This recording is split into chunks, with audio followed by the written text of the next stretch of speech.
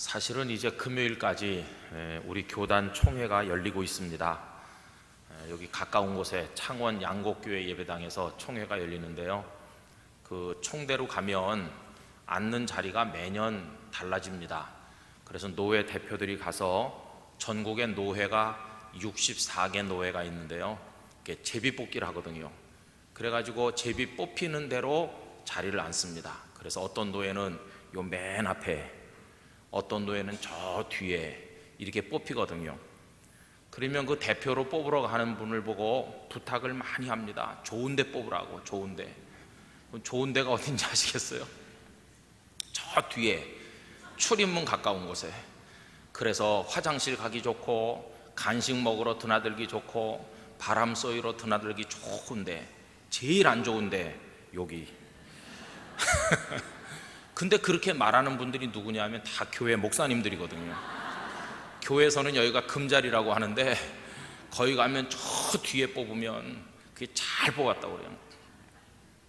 근데 이번에 우리 부산 노회는요, 얼마나 잘 뽑았는지 맨 앞이에요. 맨 앞. 그리고 또 이제 자리가 개인별로 다 정해 있습니다. 개인별로. 근데 지금 맨 앞에 세 줄이 우리 노회 자리인데, 그 중에서도 저는 또 맨 앞줄, 칸막이도 없어요. 앞에 칸막이도 없는 맨 앞줄, 오른쪽에서 세 번째 자리. 제 옆에 허은구 목사님이 앉았거든요. 산성교회 허은구 목사님. 이쪽 옆에는 장유대성교회 한재현 목사님이 앉았는데, 그래갖고 아침 8시 반부터 밤 9시까지 이렇게 그냥 앉아있는 거죠. 그러다 물 한 모금 마시러 나가려면 힘든데, 그래도 주께서 긍휼을 베푸시사 이쪽 옆에 문이 있더라고요. 우리가 이 정 가운데는 아니고 저쪽 옆이거든요. 거기서 이제 오늘 저녁에도 회의를 하겠죠. 예배도 드리고 오늘 저녁에 우리 교회 왔습니다. 근데 옆에 앉아갖고 이제 허은구 목사님이 이렇게 앉아갖고 있는데 전화가 오거든요. 그럼 제가 이제 조그맣게 뭐라고 이렇게 전화를 하는데 이게 흘낏 보시더라고요. 근데 제 휴대폰에 이렇게 딱 보면 예쁜 여자 얼굴이 하나 탁 나옵니다. 휴대폰에. 누구겠습니까? 예쁜 여자. 우리 집 막내딸이거든요. 우리 집 막내딸이 제 걸 가지고 자기 얼굴에다 대고 찍었어요. 그래갖고 딱 찍혔는데 여기까지 얼굴만 나왔는데, 제가 지금 보여드릴래도 여러분이 시험에 들까봐. 근데 이렇게 보더니 누구냐고 물어봐요. 그래서 우리 막내딸이라고 했더니요, 씩 웃어요. 씩 웃더니 저보고 하는 말이 찬물 끼얹는 소리를 했는데, 기대를 버리라고. 이 아이에 대한 모든 믿음과 기대를 다 버리라고 그러는 거예요. 가만히 보니까 배신당한 것 같아요. 아마 이 목사님이 당신 자녀에게 믿었다가 배신당하고 저보고 충고하는 것 같아요. 기대를 버려라. 마음을 미리 비우는 게 좋다. 그렇게 얘기하더라고요. 아마 이 중에도 자식 믿다가 배신당한 분들도 많이 있겠죠. 그죠? 그래도 저는 아직까지는 기대를 안 버리고 있습니다. 그 아이를 믿고 있습니다. 믿음을 가져야지. 여러분, 사람들을 많이 믿죠. 그죠? 그래도 내 자식은 절대 안 그럴 거야. 세상에 5만 사람이 다 나쁜 짓 해도 내 자식은 아니야. 이렇게 생각하는데 그게 아니거든요. 내 자식이 다른 집 아이들보다 한술 더 뜰 때도 있거든요. 그럴 때 얼마나 하나님께서 마음 아파하시는지, 그 마음이 우리랑 다 통하는 거예요. 우리도 그런데 하나님도 똑같으시거든요. 여러분, 하나님께서 세상을 창조하시고서 많은 걸 만드셨잖아요. 거기 동물도 있고 식물도 있고 5만 가지 물건을 다 만드셨는데, 누구에 대한 기대가 가장 크셨을까요? 사람에 대한 기대가 제일 크죠. 사람. 아담과 하와를 만드시고 막 철석같이 믿으셨어요. 그래, 다 맡긴 겁니다. 이 삼라만상 모든 것을 다 너희들에게 맡긴다. 그러니 너희들이 다스리고 정복하고 너희들이 관리하고 너희들이 만물의 영장으로서 내 형상을 닮아 지음받은 너희들이 나를 기쁘게 해라. 이렇게 기대를 가지시고 턱하니 다 맡기셨거든요. 그런데 사람들이 얼마나 하나님을 섭섭하게 해드렸는지 말할 수가 없어요. 여러분, 창세기 6장 5절과 6절에 보면 이런 말씀 나옵니다. 여호와께서 사람의 죄악이 세상에 가득함과 그의 마음으로 생각하는 모든 계획이 항상 악할 뿐임을 보시고, 그 다음에 뭐라고 말씀했냐 하면은요, 땅 위에 사람 지으셨음을 한탄하사 마음에 근심하셨다. 이 무슨 말이겠습니까? 후회하셨다는 거예요. 내가 너희들을 그렇게 철석까지 믿고 기대했는데, 아니 네가 어떻게 이런 짓을 할 수 있느냐, 그런 의미 아니겠습니까? 여러분, 우리도 지금까지 살면서 하나님 아버지의 기대를 마치 이 세상에서 자식들이 부모의 기대를 저버리는 것처럼 우리들은 하나님께 대해서 그런 일을 너무 많이 해왔어요. 하나님께 대해서 하나님께서 몹시 섭섭해 하시는 거죠. 그러면 이 세상에 사는 사람들은 하나님과의 그동안의 관계를 기준으로 따지면 둘로 나눌 수가 있는데, 하나는 하나님께서 선택하셨던 이스라엘 사람들, 유대인들, 그 다음에 나머지는 그 선택된 유대인들을 빼놓은 나머지 모든 백성들, 성경식의 표현대로 하면 이방인들. 이방인 속에는 헬라 사람도 들어있고 로마 사람도 있고 온 세상 백성이 다 들어있고, 우리들도 성경적 기준으로 보면 이방인이죠. 이방인. 이방인과 유대인이 있는데, 그러면 이방인과 유대인 중에서 누가 하나님을 섭섭하게 만들었느냐 이렇게 물으면 여러분, 그 대답이 어떤 게 맞겠습니까? 유대인이 맞습니까? 이방인이 맞습니까? 오늘 말씀 읽은 데 보면은요, 둘 다 아니에요. 둘 다 모두가 다 하나님을 섭섭하게 했어요. 그러니까 유대인은 하나님을 기쁘게 하고 이방인만 섭섭하게 하고 그런 게 아니고, 이방인은 이방인대로 하나님의 기대를 저버렸고 유대인은 유대인대로 하나님의 기대를 저버린 겁니다. 여러분, 이방인들에게는요 율법 같은 게 없잖아요, 그죠? 그 대신 그들의 마음속에 뭐가 들어있냐면은 양심이라고 하는 게 있습니다. 양심. 사람이 양심에 따라서만 행동해도 하나님을 기쁘시게 할 수 있습니다. 우리 양심이 뭐라고 말하느냐 하면은, 어려운 사람 보면 우리가 혀를 끌끌 차면서 불쌍하다 이렇게 느끼잖아요. 이건 하나님이 우리 마음속에 심어주신 거의 본능적인 생각이거든요. 막 고통받는 사람 보면 아유 안 됐어 다 이러죠. 이게 학교에서 공부해서 배웠기 때문에 그렇게 된 게 아니라 본능적으로 그 사람이 정상이라면 다 불쌍하다 느끼거든요. 그게 양심입니다. 그러면 불쌍하다고 느꼈으면 어떻게 해줘야 될까요? 도와줘야 되겠죠. 그 다음에 어떤 문제를 판단해야 될 상황에 놓일 때 이쪽은 거짓이고 이쪽이 진실이라면 양심은 뭐라고 말합니까? 진실을 선택해라. 그런데 우리들은 거짓을 선택할 때도 많거든요. 그래서 여러분, 하나님께서는 세상 모든 사람들에게 양심의 법이라고 하는 걸 심어주셨어요. 그런데 이 양심이 두 가지 경우에 하나님을 섭섭하게 하는 거예요. 어떤 경우에 그러냐 하면, 첫째는요 이중잣대를 적용하는 거예요, 이 양심이. 그래서 자기 자신에 대해서는 한없이 관대하고 다른 사람에 대해서는 아주 심해요. 그래서 우리 하는 말로 내가 하면 로맨스고 남이 하면 뭐라 그럽니까? 스캔들이라고 그러죠. 잘하시네요. 그런 거 잘하시네요. 이 기준이 이중적이라 그 말이죠. 우리 정치하는 분들도 보면 참 재밌어요. 뭐 여당이나 야당이나 우리 국민들이 볼 때는 비슷비슷해 보이는데 남의 당이 하면 막 공격해요. 그러다 우리 당이 하면은 변명해요. 그러니까 사람은 다 마찬가지예요. 이중잣대, 이미 양심이 기능을 잃은 것이죠. 그 다음에 두 번째로, 양심을 주셨는데도 하나님을 섭섭하게 하는 경우는 어떤 경우나 하면요, 양심이 아예 굳어버렸어요. 양심이 마비돼가지고. 성경의 표현대로 하면 양심이 화인 맞았다 이렇게 표현하는데, 이거는 화석처럼 굳어가지고 재구시를 못하는 거예요. 여러분, 우리 몸속에 심장이 있습니다.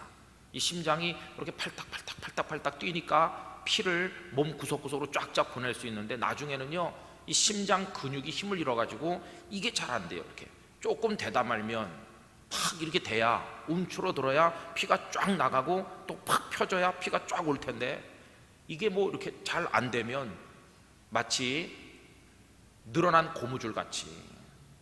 여러분, 옛날에 고무줄 팬티, 고무줄이 늘어나 가지고요 안 돼. 그런 거랑 똑같은 거예요. 이 양심이 이제는 마비가 돼가지고 작동을 안 하면 그 다음에는 이게 옳은지 그른지를 분간을 못 하잖아요. 그러니까 온갖 죄악들이 세상에 얼마나 많이 생겼는지. 누가 그러냐? 이방인들이 다 그렇다는 거예요. 그 중엔 우리도 다 들어있습니다.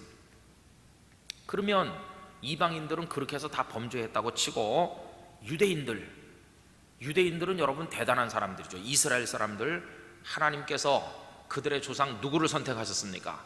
아브라함, 그리고 이삭, 그리고 야곱, 그리고 12아들, 그리고 거기서 나온 12지파. 그들이 애굽에서 고생할 때 모세를 통해 특별한 능력으로 건져주셨죠. 이스라엘 백성들을 애굽에서 건지기 위해서 하나님께서 행하신 10가지 재앙과 또 광야에서 베푸신 은혜, 예를 들면 홍해를 건너게 했다든지, 쓴 물을 단물되게 했다든지, 반석에서 물이 솟았다든지, 하늘의 만나 메추라기를 먹었다든지, 구름기둥과 불기둥이 인도하셨다든지, 손을 드니까 아말렉과 싸워서 이겼다든지, 이런 일들은요 다른 민족은 경험해보지 못한 하나님의 기적적인 능력과 사랑인데, 이거를 막 연속적으로 계속 경험한 축복의 백성이 바로 그들이거든요. 거기다가 시내산에서 그들에게 다른 민족이 가지지 못한 축복의 말씀을 주셨는데, 우리가 그걸 뭐라고 부릅니까? 율법도 주셨고, 그들은 선택된 하나님의 백성이라는 표시로 남자아이가 태어나면 8일 만에 어떤 예식을 행했습니까? 할례를 행하죠. 그러니까 이 이방인들은 그저 양심을 주신 거 하나밖에 없다면, 이쪽 사람들은요 특별한 은혜를 너무너무 많이 받았어요. 그럼 이 유대인들은 하나님께 은혜를 많이 받았으니까 하나님께서 기대도 더 클 거 아니겠어요? 여러분, 많이 받은 자에게 하나님께서 더 많은 걸 요구하신다는 말씀이 성경에 나오는 거 아시죠? 누가복음 12장 48절 이런 말씀이 나옵니다. 무릇 많이 받은 자에게는 많이 요구할 것이요 많이 맡은 자에게는 많이 달라 할 것이니라. 많이 받는 거를 좋아할 필요 없다는 생각이 들 때도 있어요. 왜냐하면 많이 받으면 되돌려 드릴 때도 많이 되돌려 드려야 되잖아요. 여러분, 그래서 이게 균형을 잡아야 되는데, 하나님 저에게 큰 은혜를 주시옵소서, 그렇게 기도하셔서 여러분들이 큰 은혜를 받으시길 바라는데요, 그렇다면 그 은혜만큼 하나님을 기쁘시게 하시기를 바랍니다. 그게 균형이 맞아요. 이 균형을 예수님께서 비유를 통해서 딱 말씀하셨죠. 어떤 비유가 머릿속에 떠오릅니까? 마태복음 25장에 보면 달란트 비유라는 게 있잖아요. 거기 세 종류의 사람들이 나오죠. 5달란트 받은 사람, 2달란트 받은 사람, 1달란트 받은 사람이 나오잖아요. 그럼 나중에 주인이 돌아왔을 때 자기들이 열심히 장사했던 걸 가지고 가서 주인에게 이렇게 갚아드릴 때, 5을 받은 사람은 원래 가졌던 5에다가 자신이 노력해서 벌었던 5을 합쳐서 10달란트를 바치는 거죠. 그죠? 그러면 2달란트를 받았던 사람은 2 받았으니까 4을 바치는, 이게 비율이 딱 맞아요. 2 받은 사람 2를 더 내놔야 되고, 5을 받은 사람 5을 더 내놔야 되고. 그러면 1달란트 받은 사람은 뭐 많이 10개 20개 남기려고 애쓸 필요 없이 하나만 남겼어도, 그래서 합쳐서 2달란트를 드렸어도 칭찬을 받았을 텐데, 만약에 여러분 2달란트 받은 사람이 2달란트만큼을 주인에게 드려서 칭찬을 받았는데, 5을 받은 사람이 10을 만들질 못하고 한 7 정도만 만들어 가지고 제가 2달란트를 더 남겨서 원래 있던 5에다가 합쳐서 7달란트를 가져왔습니다. 그러면 어땠을까요? 물론 주인이 그래도 수고했다고 하실 것 같아요. 인자한 주인이니까. 그렇지만 너는 5을 받았으면 5만큼을 더 남겨야지. 이게 정의라고 하는 것입니다. 여러분, 정의라고 하는 것은요, 모든 게 이렇게 격에 맞고 또 기준에 맞아야지 그게 정의거든요. 똑같습니다. 우리 영도중앙교회 하나님께서 많은 은혜를 주셨다고 믿습니다. 그러면요, 거기에 걸맞는 하나님을 향한 헌신과 충성이 우리에게 있어야 될 줄 또한 믿습니다. 그게 격이 맞아야 되는 것이에요. 내가 너희들에게 한없는 은혜를 주었건만 너희들은 도대체 나한테 해주는 게 뭐가 있느냐, 이게 참 섭섭한 것이죠. 그래서 하나님께서 이 유대인들, 이스라엘 사람들에게 이방인들로서는 상상도 못하는 엄청난 은혜와 축복을 주셨는데 이들은 하나님의 기대에 부응했는가? 전혀 그렇지 아니하다 하는 것입니다. 그들도 하나님을 섭섭하게 해드렸다는 것입니다. 그래서 여러분 오늘 본문 9절로 한번 와보시겠어요? 결론을 뭐라고 말씀하냐 하면은 9절 다 같이 읽어봅시다. 그러면 어떠하냐? 우리는 나으냐? 결코 아니라 유대인이나 헬라인이나 다 죄 아래 있다고 우리가 이미 선언하였느니라. 이거 참 가슴 아픈 겁니다. 여기서 우리는 누굴 말합니까? 이 편지를 쓰시고 계신 바울을 포함한 유대인들 전체를 말하는 거예요. 그럼 우리 유대인들은 이방인들보다 좀 나으냐? 나은 게 하나도 없다는, 결코 아니라 유대인이나 율법도 없고 할례도 없고 아무것도 모르는 헬라인이나 다시 말하면 이방인이나 다 똑같다는 거예요. 다 똑같이 하나님을 섭섭하게 해서 죄 아래 있다. 그래서 여러분 이들은 하나님의 기대에 전혀 부응하지를 못했다고 하는 것입니다. 유대인도 그렇고 이방인도 그렇고. 그래서 우린 이 말씀을 읽으면서 생각해 봐야 됩니다. 여러분 시간이 없지만 한 30초 정도 여러분 마음속에 지금까지 세상을 살아오면서 여기에 이르기까지 하나님께서 우리들에게 주신 은혜를 한번 쭉 훑어보세요. 얼마나 많은 은혜를 받으셨나요? 좋은 사람들, 좋은 환경, 사랑하는 이들 주셨습니다. 건강도 주셨습니다. 살아갈 수 있는 삶의 방식과 여러 환경들을 주셨습니다. 그리고 우리를 믿음의 사람이 되게 하셨고 하나님의 자녀가 되게 하셨습니다. 그리고 예배할 수 있는 믿음을 주셨고 말씀을 사모해서 우리를 오늘 이 저녁에 이 자리에 모아주신 거 특별한 은혜인 줄로 믿습니다. 많은 은혜 주셨어요. 많은 은혜. 세상에 수많은 목사님들이 계시지만 저는 개인적으로 그 많은 목사님들 중에 제가 하나님의 은혜를 누구보다도 많이 받았다, 늘 그런 생각을 하고 있습니다. 많은 은혜를 받았죠. 그러면 5달란트, 2달란트, 1달란트 받은 그 이야기 중에서 나는 몇 달란트에 해당하는 종일까? 아무리 생각해봐도 받은 은혜가 너무 크니까 나는 5달란트 받은 사람인데 그렇게 생각이 되거든요. 이건 교만한 얘기가 아니고요, 정말 받은 은혜를 생각해 보니까 우리 다 5달란트를 받았어요. 저는 여러분 속에 한 분도 나는 겨우 1달란트밖에 못 받은 사람이라는 불만, 원망 섞인 생각 이런 거 하나도 없게 되기를 기원합니다. 우린 다 깨닫지 못해서 그렇지 사실은 저나 여러분이나 다 5달란트에서 넘치는 은혜를 받은 줄로 믿습니다. 다 받았어요. 안 받았기 때문에 안 받은 게 아니라 받았음에도 불구하고 몰라서 깨닫지 못해서 모르는 것이고 우린 다 큰 은혜 받았어요. 다른 거 다 빼놓고도 주님께서 우리를 위해 십자가 져주신 거 하나만 생각해도 우린 감당할 수 없는 은혜를 받은 것입니다. 그러면 5달란트보다도 분에 넘치게 받은 사람이 우리들인데 많이 받은 자에게 많이 달라 할 것이라고 그랬는데 나는 주님께 뭘 드리나 생각해보면 참 너무 부끄럽죠. 그래서 여러분 남의 얘기할 거 하나도 없습니다. 우리 모두가 다 하나님의 원하시는 바 그 기대에 제대로 부응하지를 못했다는 걸 인정할 수밖에 없습니다. 그래서 이런 섭섭한 마음을 하나님께서 말씀하신 적이 여러 군데 나오는데 예를 들면 우리 성경 한번 찾아볼까요? 이사야서 43장. 여러분 이사야 43장 잘 아시는 말씀인데 하나님이 참 섭섭해 하시는구나 하는 걸 한번 찾아봅시다. 43장 21절 21절로 23절까지 23절 중간까지 찾으셨습니까? 43장 21절부터 다 같이 읽습니다. 이 백성은 내가 나를 위하여 지었나니 나를 찬송하게 하려 함이니라. 그러나 야곱아 너는 나를 부르지 아니하였고 이스라엘아 너는 나를 괴롭게 여겼으며 네 번제의 양을 내게로 가져오지 아니하였고 네 제물로 나를 공경하지 아니하였느니라. 거기까지만 읽습니다. 21절은 하나님의 기대가 나와 있어요. 이 백성은 내가 나를 위하여 지었나니 나를 찬송하게 하려 함이니라. 할렐루야. 찬송해서 나를 기쁘게 해라. 나를 기쁘게 해. 그런데 백성들이 어떻게 하나님을 섭섭하게 합니까? 22절에 보면 그러나 이렇게 나오죠.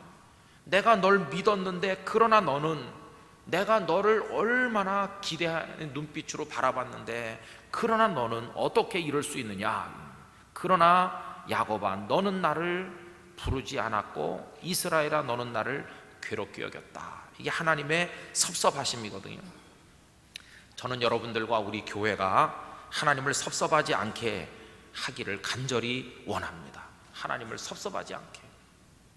그래서 여러분, 우리 교회가요, 이 부산에서 감당해야 될 몫이 있는 것입니다. 몫이. 그래서 예를 들면 무슨 부산 교계가 하는 어떤 행사를 할 때 그 행사를 하면서 영도중앙교회가 그 중에 얼마를 감당해 주십시오 이렇게 요청하면 그게 우리의 몫이거든요.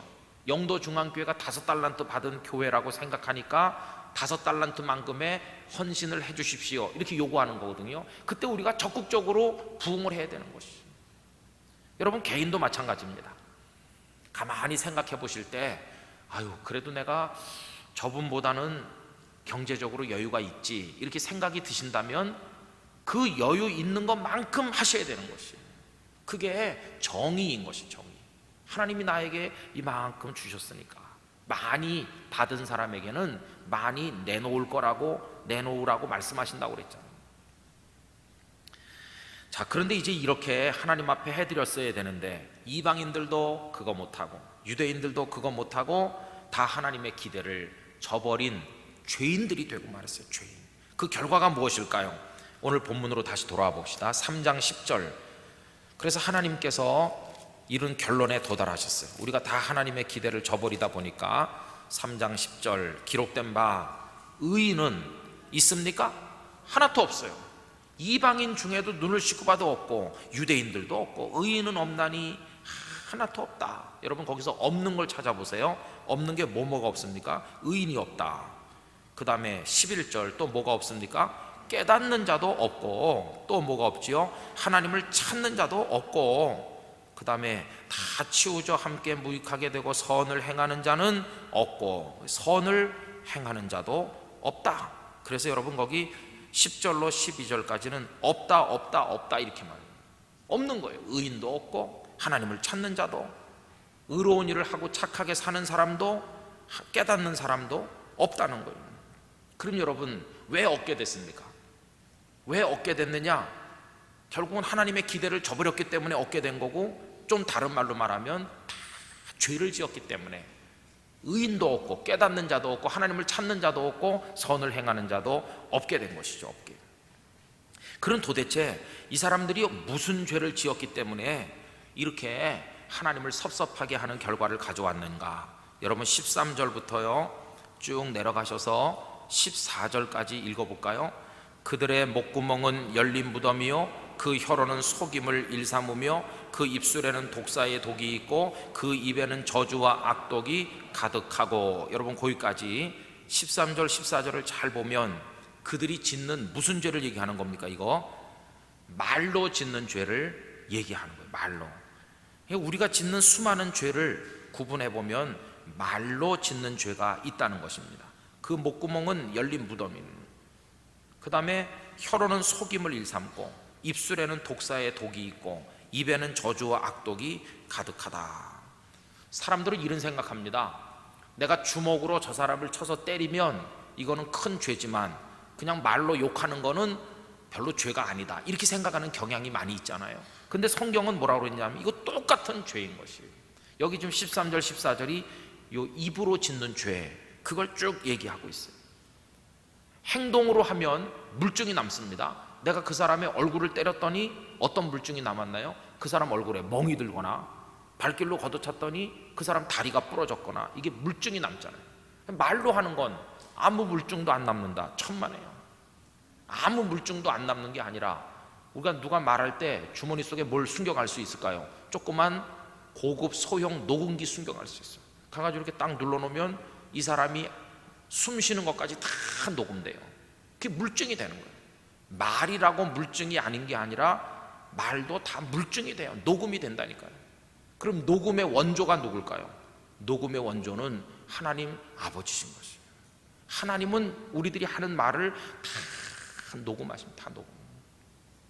하늘나라에 갔을 때 하나님께서 그 녹음 테이프 틀어놓으면 우리 참 부끄러울 것 같아요. 거짓말도 하고 적당히 둘러대고 거기다가 더러운 말도 많이 하고 욕도 하고 뭐 남 비방도 많이 하고 요 입 요거 매일 아침 빨갛게 노랗게 바른 요게. 그래서 여러분, 하나님이 다 들으신다는 거 우리 한번 성경 찾아보겠는데요. 민수기 12장 한번 펴보십시오. 민수기 12장 1절로 2절. 아마 오늘 저녁에 이 말씀 생각하고 가면 우리 말하기 싫어질지 모르겠어요.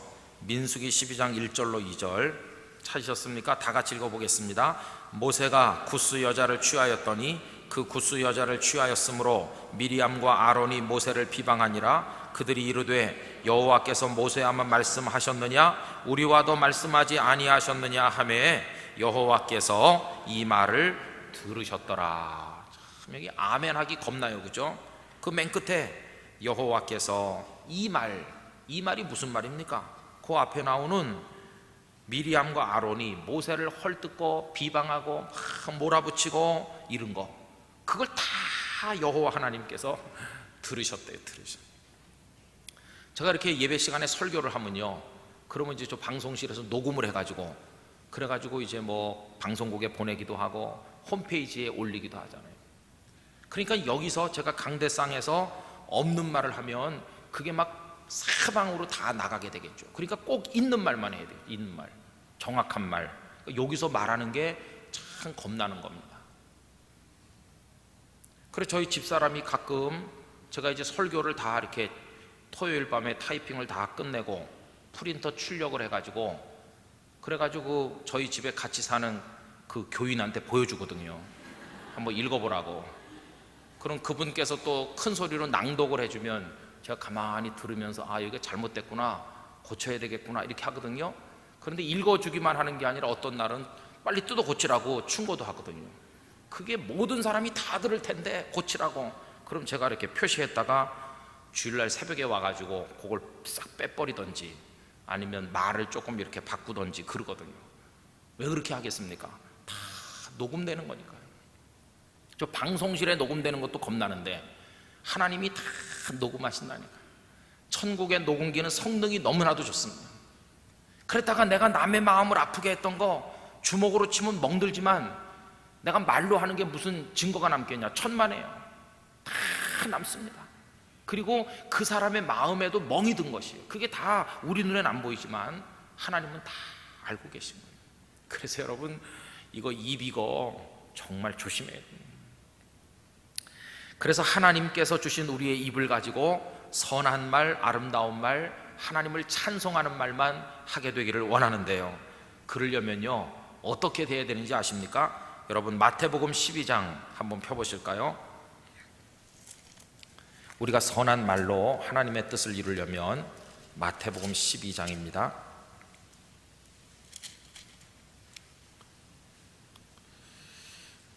거기 어디 보시느냐 하면은 35절입니다. 35절, 34절부터 읽읍시다. 34절로 37절까지 천천히 읽으실까요? 독사의 자식들아, 너희는 악하니 어떻게 선한 말을 할 수 있느냐? 이는 마음에 가득한 것을 입으로 말함이라. 선한 사람은 그 쌓은 선에서 선한 것을 내고 악한 사람은 그 선한 쌓은 악에서 악한 것을 내느니라. 내가 너희에게 이르노니 사람이 무슨 무익한 말을 하든지 심판날에 이에 대하여 신문을 받으리니 네 말로 의롭다함을 받고 네 말로 정죄함을 받으리라. 그러니까 여러분, 이 말이 무엇으로부터 나온다고 말씀하고 있습니까? 쌓은 데서부터. 이 마음속에 선이 쌓여져 있으면 말도 선하게 나오고, 그 마음속에 악한 것이 쌓여져 있으면 말도 악하게 나오는 거예요. 그래서 여러분, 이 말로 지은 죄로 인해서 왜 심판을 받느냐 하면요, 그 사람이 거짓말을 계속한다는 것은 결국 그 사람이 거짓되다는 뜻이에요.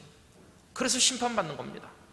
그 사람은 굉장히 선하고 굉장히 의로운데 단지 요 입이 실수한 거다. 아니요, 그 사람이 더럽기 때문에 그 말이 더러운 것이죠. 아니, 말 한마디 잘못한 거 가지고 뭐 하나님이 너무 심하신 거 아니냐? 이게 아니고요, 하나님은 너의 됨됨이가 그러하기 때문에 네가 그렇게 말한 것이므로 나는 그 말을 심판하는 게 아니라 그 말을 한 너라는 존재를 심판한다. 그래서 여러분, 결국 우리가 말로 덕을 세우고 하나님의 뜻을 이루려면요, 우리 내면 세계가 변화되어야 되는 것이죠. 우리 영혼 속에 선하고 아름다운 것들이 채워지기를 축복합니다. 그러면 선한 말을 하는, 결국 우리 존재의 변화를 얘기하는 것이죠. 우리 존재가 변하여 새 사람이 되고 성령이 우리 안에 내주하시면 우리가 거룩한 말을 하게 될 줄로 믿습니다. 이 내면이 변화되는 게 너무너무 중요합니다. 영이 상하고요, 막 분노하고 내 심령이 갈기갈기 갈라지면요, 좋은 말을 하려고 해도 잘 나오질 않아요. 다 굳어지는 거예요. 어떤 목사님이 이렇게 얘기하는 거 들었습니다. 교회가 시끄럽고 성도들이 막 싸우고 갈등이 일어났대요. 근데 그 목사님께서 설교 준비를 하려고 하니까 설교 준비가 안 된대요. 너무 영이 상해가지고 마음이 아프니까요, 온몸이 긴장이 되고 경직이 되더라고요. 그래서 주일날 설교 시간에 강단이 이렇게 나와서 성도들을 사랑하는 마음으로 하나님 말씀을 전해야 되는데, 내 마음이 막 이렇게 굳어 있으니까 내 얼굴도 굳고 내 말도 굳어가지고 아무리 이렇게 하려고 해도 그게 안 된대요. 그래서 교회가 시끄러운 동안에 뭐가 제일 힘들었느냐, 그게 제일 힘들었다는 것이. 사람은 자기 영혼 속에 있는 게 그대로 밖으로 투영돼 나와. 마치 이 속에 거대한 암덩어리가 자라고 있으면 그게 다 얼굴로 나타나요. 요새 얼굴이 왜 안 좋으십니까? 왜 이렇게 마르셨어요? 왜 이렇게 수축되셨어요? 피부가 왜 그러십니까? 왜 얼굴이 깜깜합니까? 우리 이렇게 말하잖아요. 왜 그렇습니까? 속에 병 생겼거든요. 속에 병이 겉으로 나오거든요. 그래서 여러분, 언제나 중요한 것은 우리 내면이 변화되는 것인 줄로 믿습니다. 속에 선한 게 있어야 선한 말이 납니다.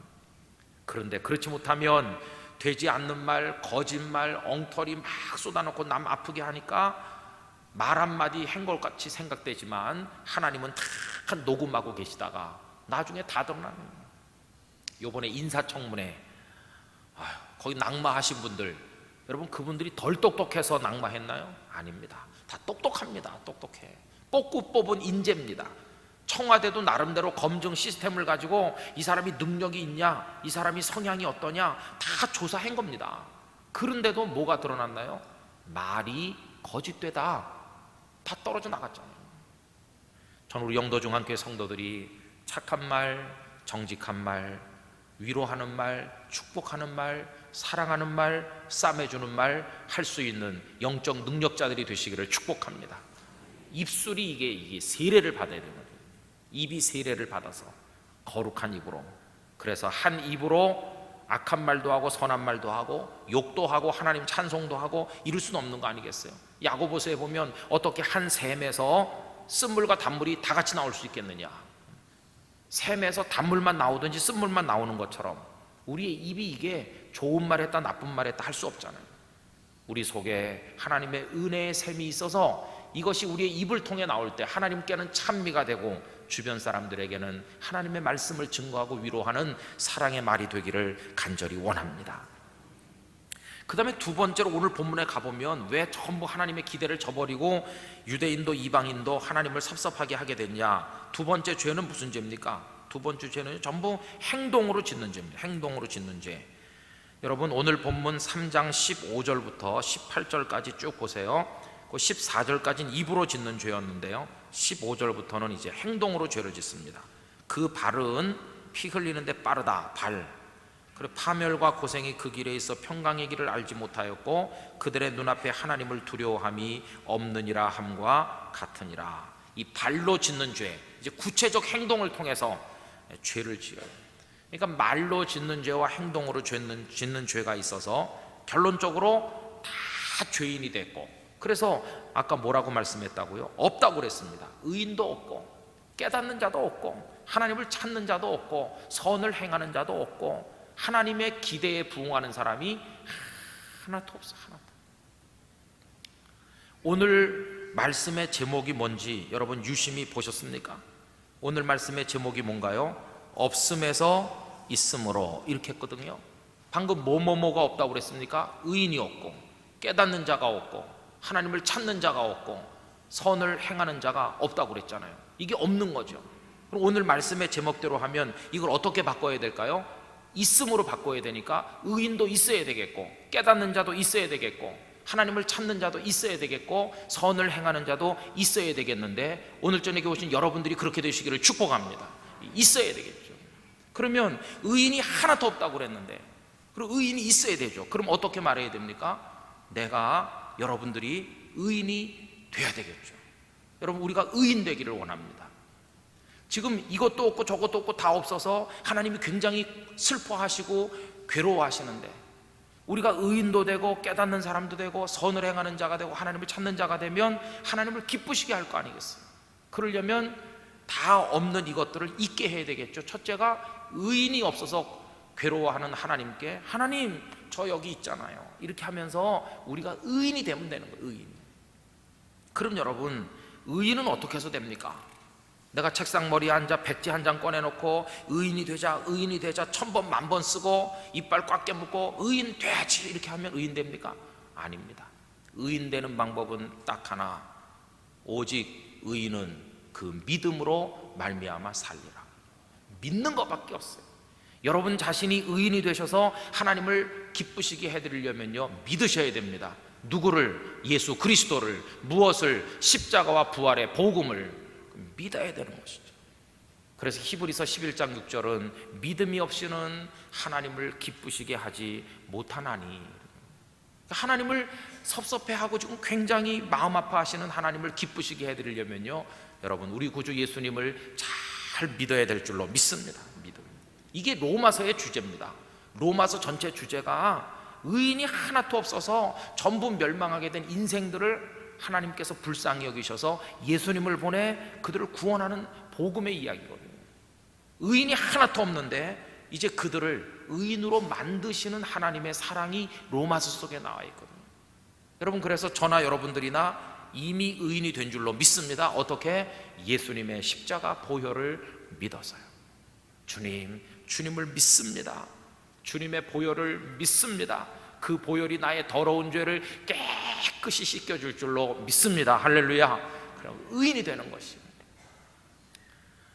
그런 의인이 되시면, 다시 말하면 예수님의 복음을 믿어서 하나님의 자녀가 되시면 누가 기뻐하신다고요? 하나님 기뻐하신다고. 우리가 행복한 건 말할 것도 없고요. 우리가 행복한 건 말할 것도 없고 하나님 영광 받으시는데, 여러분들에게 그 믿음의 은사가 주어지시기를 기원합니다.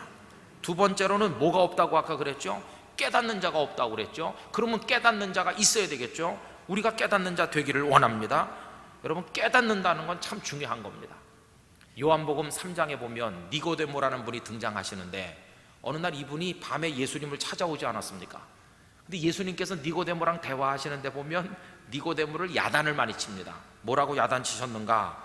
요한복음 3장 10절, 예수께서 그에게 대답하여 이르시되 너는 이스라엘의 선생으로서 이러한 것들을 알지 못하느냐? 이렇게 꾸짖으셨거든요. 여러분, 니고데모는 랍비입니다. 존경받는 선생입니다. 요즘식으로 말하면 저명한 대학 교수님쯤 된다고 할 수 있어요. 그런데 예수님께서 가만히 보니까 영적으로 너무너무 무지한 거예요. 예수님께서 거듭나는 걸 얘기했습니다. 그랬더니 니고데모가 물었습니다. 어떻게 사람이 다시 어머니 뱃속에 다시 들어갔다 다시 나온단 말입니까? 꽉 막혔어요. 이해를 못해요. 예수님께서 이렇게 책망한 겁니다. 네가 유대의 존경받는 선생님 아니냐? 그런데 이것도 몰라? 이렇게 꾸짖힌 거죠. 여기서 네가 알지 못하느냐라고 할 때 이 안다는 것은요, 그냥 머릿속으로 아는 그런 지식을 말하는 게 아니라 깨달음을 말하는 거예요. 깨달음. 예수님이 말씀하는 거듭남이 뭡니까? 엄마 뱃속에 다시 들어갔다 나오는 것입니까? 아니요, 성령 안에서 새 사람 되는 걸 말하는 것이고, 물과 성령으로 거듭나지 않으면 하나님의 나라를 볼 수 없다. 성령은 우리를 새로운 사람으로 변화시켜 줍니다. 성령 새로운 사람으로. 바로 그걸 말하는 것이거든요. 그러니까 니고데모의 약점은 뭐냐 하면, 공부를 많이 하셔서 아는 지식이 많고 유대 사회에서 존경받는 랍비 선생님이었으나 깨달음이 없는 것이. 그래, 요즘도 똑같습니다. 공부 많이 한 분도 못 깨닫는 분이 있는가 하면, 학교 문턱에도 안 가보신 할머니 할아버지들도 진리를 깨닫는 눈을 가진 분들이 계시거든요. 어떻게 깨닫습니까? 성령의 역사를 통해 깨닫게 되는 줄로 믿습니다. 그래서 우리가 주일날 와서 말씀을 들을 때, 집에 성경을 읽을 때, 오늘 수요일 같이 이렇게 말씀을 공부할 때 꼭 기도해야 될 건 뭐냐면, 성령님 저에게 깨달음을 주시옵소서. 지혜의 영 성령이시여 저에게 가르쳐 주시옵소서. 깨달음이 있으면 그렇구나, 이렇게 눈앞이 확 열리는 것 같은 감동을 얻게 되거든요. 이게 깨달음인 것입니다. 어저께까지 뻣뻣하게 이를 데 없던 사람이 눈이 열려서 깨달으면 그 다음날 예수 그리스도의 십자가 앞에 나와서 엎드리게 된다는 것이 깨달음. 여러분, 성령 안에서 깨닫는 자가 하나도 없다고 탄식하는 하나님께 우리가 다 깨닫는 자가 돼서, 하나님 저 진리를 깨달았어요, 이렇게 얘기할 수 있는 은혜가 우리에게 임하기를 원하는 것입니다. 또 하나님을 찾는 자가 없어서 하나님이 섭섭해 하시는데, 그럼 우리가 어떻게 하면 하나님 기쁘시게 할 수 있을까요? 여러분, 하나님을 찾는 분이 되시기를 바랍니다. 열심히 하나님을 찾아야 되죠. 너희는 여호와를 만날 만할 때 찾으라, 가까이 계실 때 그를 부르라. 하나님 저 좀 도와주세요, 이렇게 하나님 앞에 나가고 은혜의 보좌 앞에 나가 엎드리고 하나님을 덜 부르고, 하나님 제가 하나님을 찬송합니다, 이렇게 하면서 하나님 앞에 나가면 하나님을 찾는 자가 하나도 없다고 안타까워하시던 하나님께서 우리를 보시고 기뻐해 주실 것입니다. 근데 마지막에 또 뭐가 없다고 그랬죠? 선을 행하는 자가 없다고 그랬죠? 여러분, 우리 영도중앙교회 성도들이 선과 의를 행하는 분들이 되시기를 바랍니다. 그래서 너희의 착한 행실을 보고 하늘에 계신 너희 아버지께 영광이 된다고 마태복음 5장에 말씀하지 않았습니다. 그럼 여러분 가만히 보세요. 네 가지가 없다고 그랬는데, 의인이 없고, 그 다음에 깨닫는 자가 없고, 그 다음에 하나님을 찾는 자가 없고, 선을 행하는 자가 없다고 그랬죠. 그러면 이 순서를 잘 보셔야 돼요. 순서. 의인은 아닌데 하나님을 열심히 찾는 사람 있을 수 있을까요? 없는 것이에요. 아직 예수 그리스도의 십자가 보혈을 믿지 않아서, 아직도 자기 죄가 청산되지 않아서 여전히 인간적인 모습으로 살아서 죄인인 그 사람이 선을 행해서 하나님을 기쁘시게 할 수 있을까요? 그건 안 되는 것입니다. 여기 지금 의인도 없고 깨닫는 자도 없고 하나님을 찾는 자도 없고 선을 행하는 자도 없다고 네 가지가 없는 것처럼 말했지만, 사실은요 하나가 없는 거예요. 하나. 의인이 없는 것이 의인이. 예수 그리스도 십자가 보혈을 믿고 의인이 되면 그 사람 당연히 진리를 깨닫는 사람이 된 것이고, 그 사람 당연히 하나님을 찾을 것이고, 그 사람 당연히 하나님의 은혜에 감격해서 선을 행하는 사람으로 살아가게 될 줄로 믿습니다. 그러니까 결국은 한 가지 문제로 귀결해요. 어떤 문제? 예수님을 믿고 십자가 보혈에 의지해서 의인이 되는가 못 되는가, 바로 그 한 가지 문제로 귀결되는 거예요. 그러니까 로마서 전체의 주제가 죄인들만 가득한 세상에 의인을 만들어내는 이야기인데, 그 방법이 뭡니까? 1장 17절 아까도 말씀드린 대로 오직 의인은 그 믿음으로 말미암아 살리라. 그게 결론이 된 것이에요. 그럼 우리같이 완악한 사람이 어떻게 믿음을 가질 수 있느냐? 내 노력으로? 아니요, 하나님이 주시는 은혜로. 그러니까 오직 은혜, 오직 은총, 오직 믿음, 이런 얘기가 쭉 나오게 된 것이에요.